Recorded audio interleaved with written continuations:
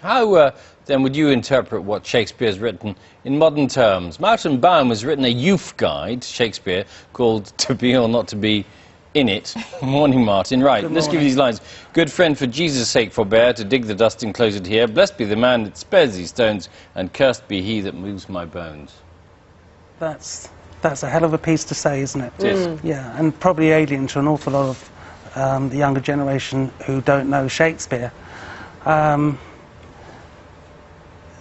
What it basically means is don't touch my bones or you're going to be in big trouble, doesn't it? That's a good spin on it, yes. I mean, it's a very interesting story, isn't it? But it was sort of this, well, not these curses were that common. People used to worry about their remains being moved in those days, didn't they?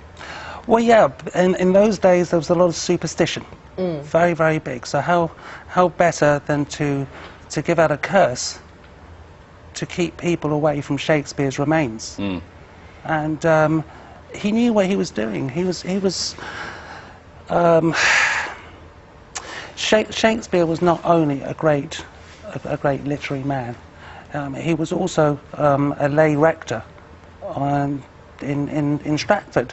So basically, you know, he knew who he was. And this is the man who wrote his own curse, because in those days it was common practice for bodies to be moved by the church because of space.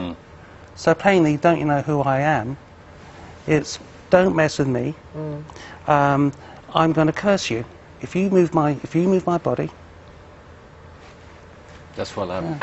And I mean, he was obviously somebody who really knew the power of words. So I guess if you were thinking of moving those bones, first of all, you'd know they were Shakespeare, and probably be frightened by what he'd written as well, the power of what he'd written. Such was the nature of the times, sure. You look at Macbeth, for argument's sake. It's a perfect example. The thing about Macbeth was the curse of Macbeth. Was it just spin? I think it was. Because at the end of the day, theatre is putting backsides on seats. You've got to have a bit of notoriety. So you add a bit of spin, which isn't uncommon these days. So you mean actors don't say the word Macbeth, they talk about the Scottish play, is that what you mean? Well, that's right. But again, is it just spin?